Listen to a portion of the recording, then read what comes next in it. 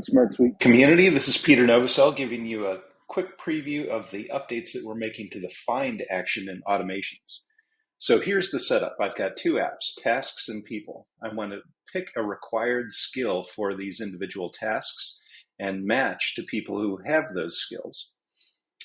Now you can see that I've got an option here, HTML, that none of the people are assigned to. And that'll be important as we go through the automation.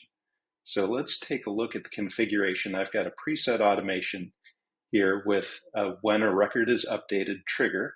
We're going to watch for required skill changes. Then we're going to do a find. And here you can see that here are the two new options, continue or fail.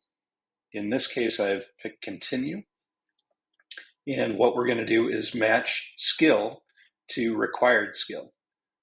We'll return those records and then use an update action to set the title in the linked record field of the found records. And then finally, back in the triggering record, we're going to say that match is found yes. That's a yes/no field. And you can see when we come back here, when I set required skill, I'm going to say Python. Let's see if we have any people. Yep, we have Joe Programmer here who has the Python skill.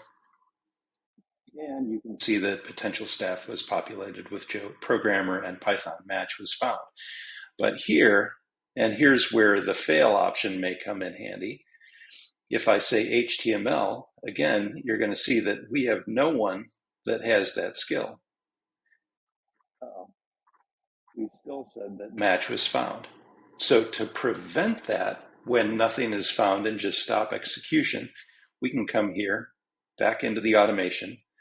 Let's go back to our find. And instead of continuing, let's say fail. Now, fail isn't really a fail. What it means is stop.